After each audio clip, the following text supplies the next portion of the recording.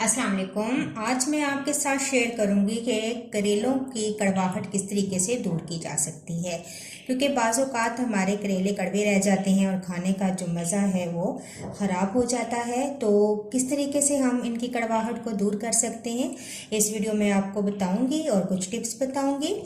तो देखते हैं।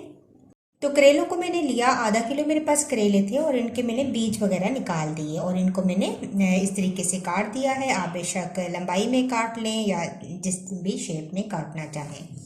काटने के बाद आपने इनको धोना नहीं है और बग़ैर धुले आपने इनके ऊपर 2 टेबल स्पून नमक छिड़क देना है।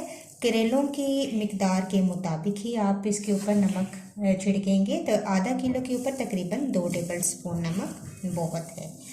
नमक छिड़कने के बाद तकरीबन मैं आधा पौना घंटा इनको छोड़ दूंगी और इसके बाद मैं आपको नेक्स्ट स्टेप बताती हूँ। तो देखें, आधा घंटा गुजर चुका है और आपको नज़र आ रहा होगा कि करेलों ने कुछ पानी रिलीज़ किया है। नमक और करेलों ने आपस में मिलके पानी रिलीज़ किया है। अब क्या करूँगी कि इन करेलों को मैं हाथ में लूँगी इस तरीके से और दोनों हाथों में इस तरीके से रख के निचोड़ेंगे। और ये देखें, पानी काफ़ी मिकदार में नीचे गिरता हुआ आपको नज़र आ रहा होगा। ये तमाम पानी हमने निकाल देना है और करेलों को दूसरे बाउल में रखते जाना है। तो इस अमल से हमारे जो करेलों की कड़वाहट है वो बहुत जल्दी निकल जाती है, बहुत ज़्यादा मिकदार में निकल जाती है। अगर हम पहले ही करेलों को धो लेते हैं तो फिर इतनी मिकदार में कड़वाहट नहीं निकलती। तो इस तरह तमाम कड़वाहट निकल जाएगी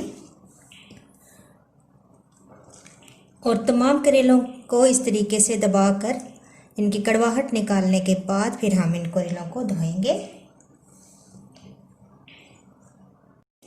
तो आपको नज़र आ रहा होगा कि काफ़ी करेलों का पानी निकल चुका है।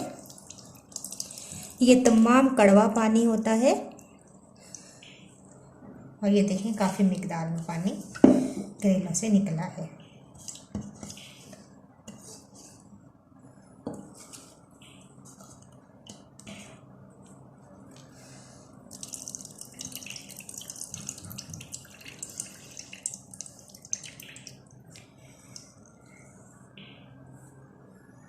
तो देखिए कितना पानी हमारा करेलों से निकला है। ये तमाम कड़वा पानी है, इसको हम फेंक देंगे और इन करेलों में अब हम पानी डाल के इनको धो लेंगे। तमाम कड़वाहट निकालने के बाद अब हम इनको धोएंगे। तो ज़्यादा सा पानी डालेंगे बाउल में और अच्छा सा इनको धो लेंगे। 2 दफ़ा आप इन करेलों को धो लें और इसके बाद आप इनको पकाएं।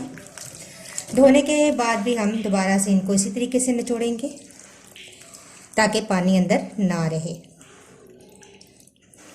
और दूसरे बाउल में रखते जाएंगे।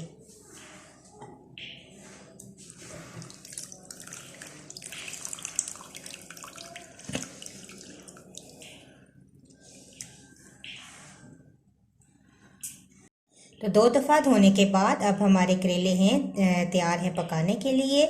तो करेलों को पकाते वक्त भी अगर हम इनको धीमी आंच पर पकाएंगे, लो फ्लेम पर हम इनको पकाएंगे, तब भी इनकी कड़वाहट जो है वो ख़त्म हो जाती है और बहुत ही मज़ेदार करेले तैयार होते हैं। इस तरीके से करेलों की कड़वाहट दूर की जा सकती है। अगर आपको ये मेरी वीडियो अच्छी लगती है तो इसको ज़रूर लाइक कीजिएगा। इंशाल्लाह एक और बहुत ही अच्छी वीडियो के साथ दोबारा हाजिर होंगी। अल्लाह हाफिज़।